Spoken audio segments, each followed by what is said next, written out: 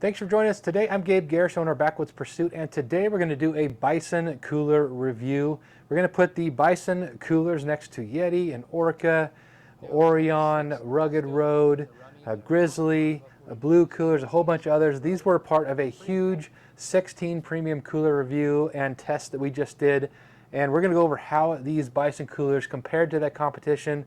And particularly in this video, we're also going to look at some of the specific features and the unique things about Bison Coolers that you will want to know if you're thinking of picking up a Bison Cooler. Always appreciate it if you hit that subscribe button and follow us on Facebook and Instagram. I'll put links to that down in the description, as well as a link to our website, backwoodspursuit.com. That's where you're going to find that huge review, and there's another video here on the channel going over some of the day-to-day aspects of that big 16 cooler review. Definitely go check that out. And I'll put a link to the Bison Coolers in the description as well, so you can check those out if you're interested. Let's get started.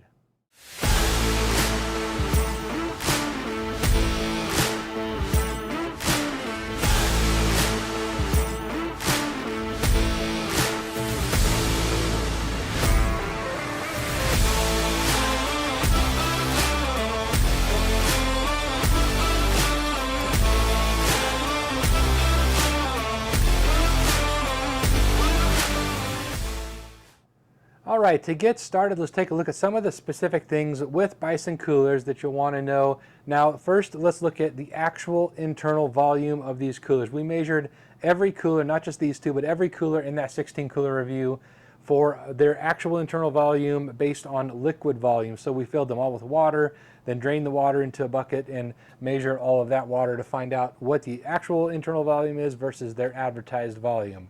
The Bison 75 quart measured out at 75.7 quarts, so slightly larger than advertised volume. And the Bison 125 here measured out to an actual internal volume of 128.1 quarts. So again, larger than advertised, which is awesome.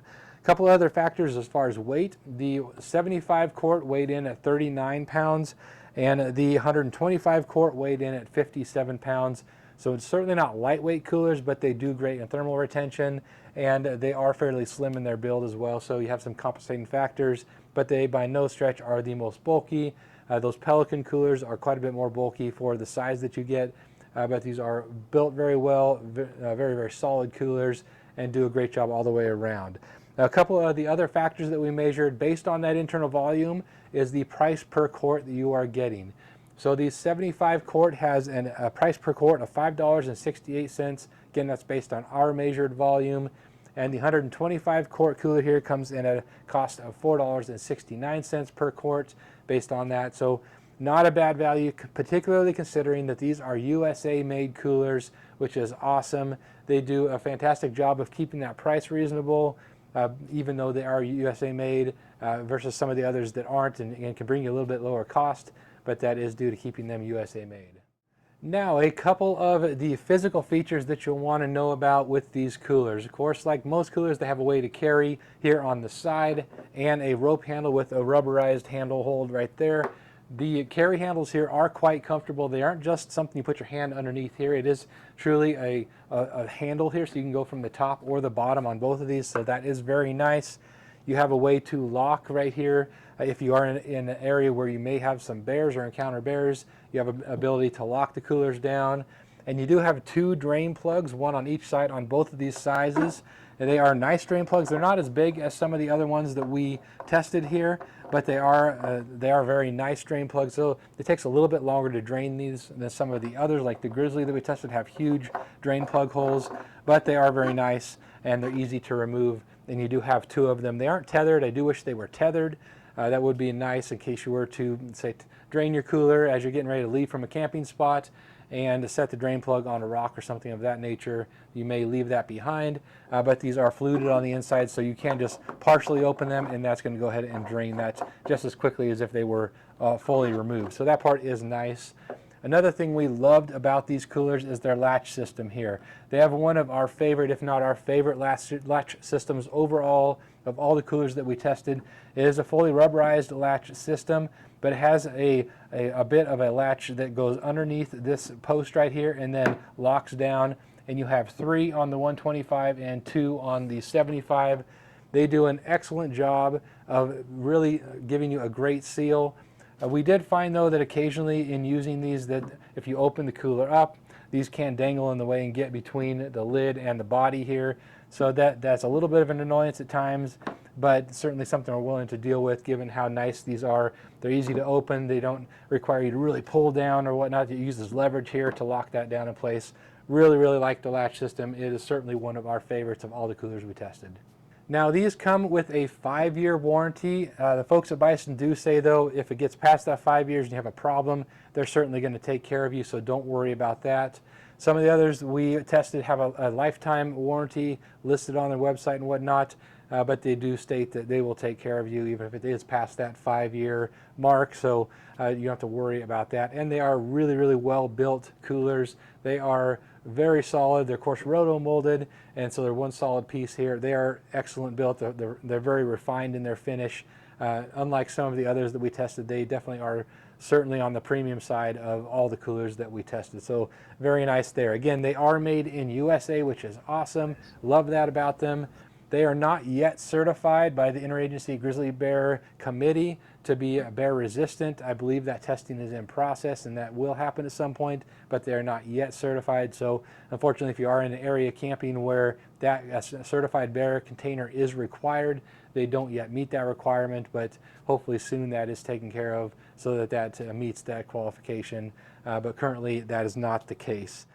All right, now getting into our performance testing, and this goes back to our huge cooler review where we put 16 of these in a large Kodiak canvas 12 by 12 canvas tent, and we did that so that we'd have equal temperatures throughout that tent. And it got up to about 100 degrees in that tent, and we had all of those coolers in the tent for almost 10 days actually to see which one of these coolers was going to last the longest. A couple of benchmarks that are really important with coolers, one being how long can a cooler keep the internal air temperature below 40 degrees, because that is the safe storage temperature for storing meat. So if you're out camping, you want to keep your meat below that 40-degree temperature to make sure you don't have any issues with meat spoilage or whatnot.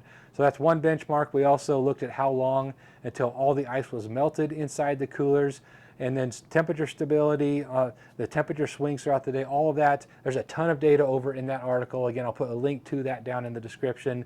You definitely want to check that out because there is way more data that we can cover here in this video, but a lot of information over there along with stuff we've already covered here. So check that out. Now for the test, once we got all the coolers in the tent there, we did a 2-to-1 ratio of ice to water bottles. So 2 parts ice, 1 part water bottles, and that was relative to the internal volume that we measured of each cooler. So every cooler had the same ratio of ice relative to its internal size to make it as equal as possible, and each cooler was about 80% full. So we had a mostly full cooler and that 2-to-1 ratio of ice to water bottles to really get a good idea of how they're going to perform. We opened all of the coolers 4 times a day, so first thing in the morning, then again at noon, 5 p.m. and 10 p.m. and then tracked those internal temperatures along with the temperatures inside the tent, and that again is all charted in that big review.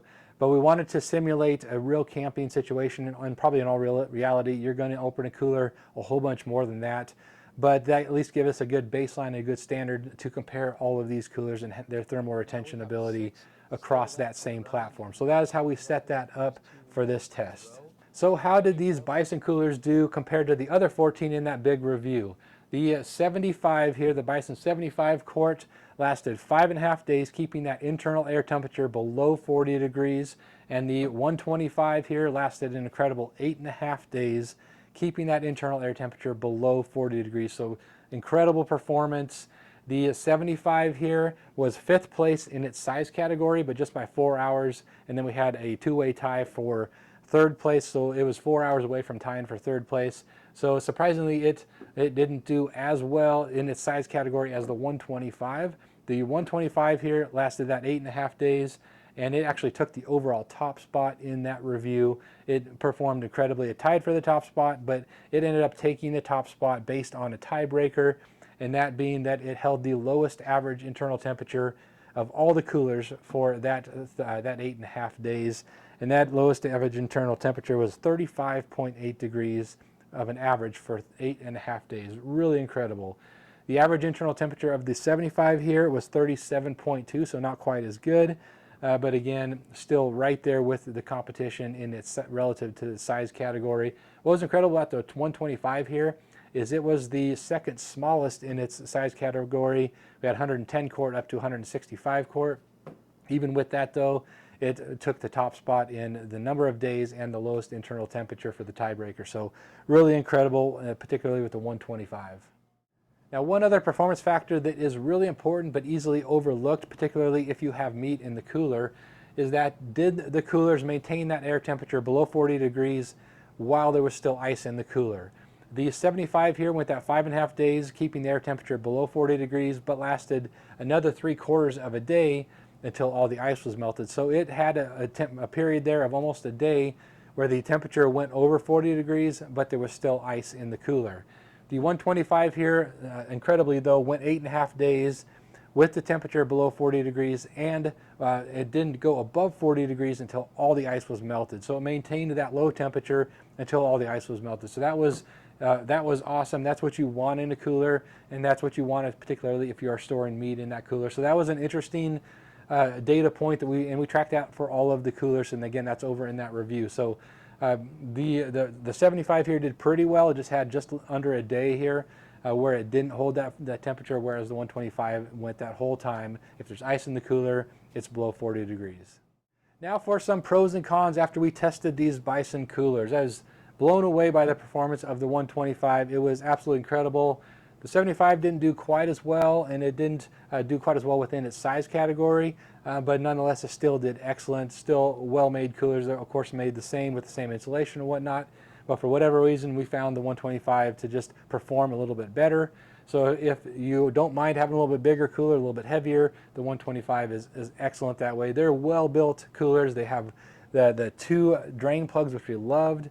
They aren't tethered. I wish they were tethered. Not a big deal, but just one of those things that's kind of a nice convenience to have.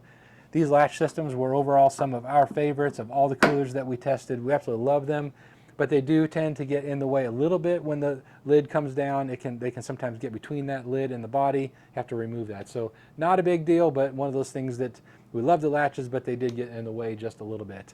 They are USA made, which we absolutely love, but they're not yet certified bear resistant, so I'd love to see that happen and make these a cooler that you can use when you're out in bear country if you need that certification. They are also very slim for the size that they are. They're not overly bulky. They're not particularly lightweight, but rotomolded coolers often are not, so that they were right about in line with the competition in that regard. Now we also love that they are larger than advertised. Certainly we can't say that about all the coolers, but these ones were, particularly the 125. It's several quarts larger than advertised, so we love that.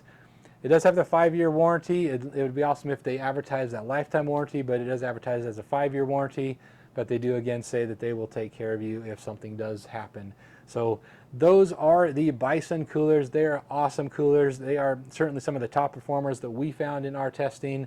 Check them out. I'll put links to these down in the description, and also check out that big review. There is again a ton of data over in that review to help you select what cooler is going to be best for your particular needs. Thanks for watching here today, and we will see you next time.